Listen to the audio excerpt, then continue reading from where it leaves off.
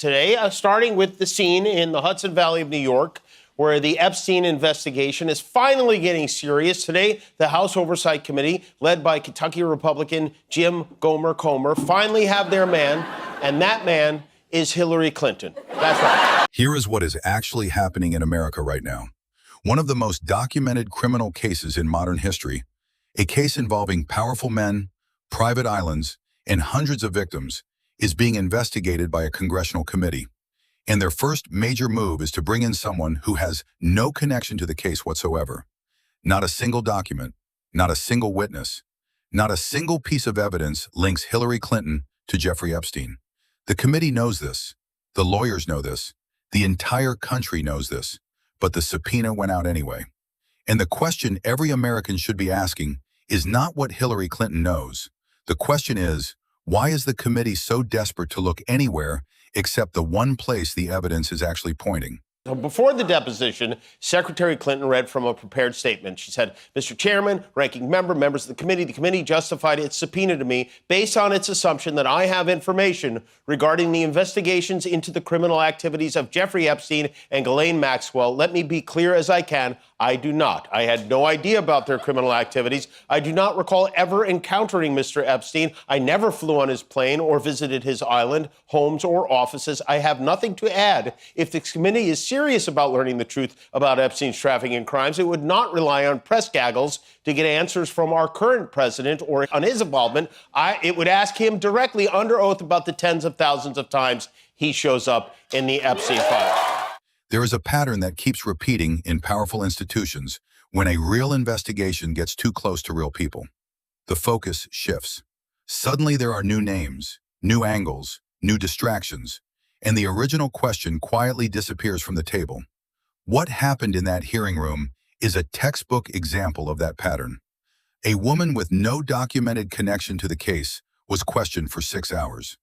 The same 6 hours could have been used to examine the thousands of documented connections sitting in those very files. Instead, the committee spent its time on conspiracy theories, on questions that had no answers because they had no basis in reality. The victims of Jeffrey Epstein deserved a real investigation.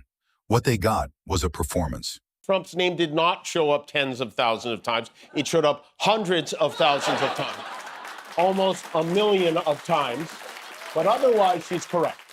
She never even met Jeffrey Epstein, and yet they kept her there and questioned her for more than 6 hours today.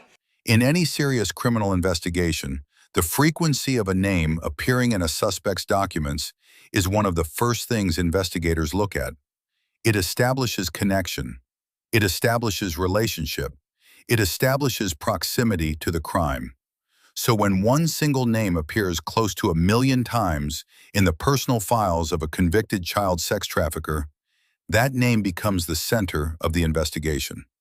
That is not opinion. That is how investigations work. And yet here is the reality. The person whose name appears 0 times in those files was brought before the committee. The person whose name appears close to 1 million times has not been placed under oath. Not once. No subpoena. No hearing, no 6 hours of questioning. That is not an investigation. That is the opposite of one. So this has never been done before, no. And a former president's never been compelled to appear before Congress. Is this where this is all heading as of today? Well, we've never had a former president either this close to a convicted felon either. I mean, it's problematic. we never had a former president this close to a convicted felon. We have a current president who is a convicted felon.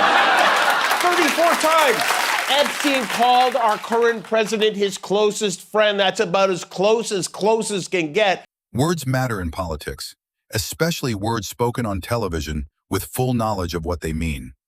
When a sitting congressman goes on national television and uses the phrase, closest to a convicted felon, without acknowledging that the current president is himself a convicted felon, that is not an accident. That is a choice. And that choice tells the public exactly what kind of investigation this is. Real accountability does not pick and choose which felonies count. Real accountability does not describe one man as dangerously close to a criminal while ignoring that another man has 34 criminal convictions of his own. What the country is watching is not justice. It is a carefully staged misdirection dressed up to look like one. Trump's little buddy at the FCC, Brendan Carr is encouraging television networks to celebrate our 250-year anniversary by broadcasting civic-minded programming. He suggested that we run the national anthem every morning and have PSAs highlighting great moments in American history. There is a reason the people in power want to control what gets said on television. Information is the one thing that cannot be arrested, cannot be subpoenaed, and cannot be deleted from a government website once the public has already seen it. And right now the public has seen a lot. They have seen a photo disappear from the Department of Justice website hours after journalists downloaded it.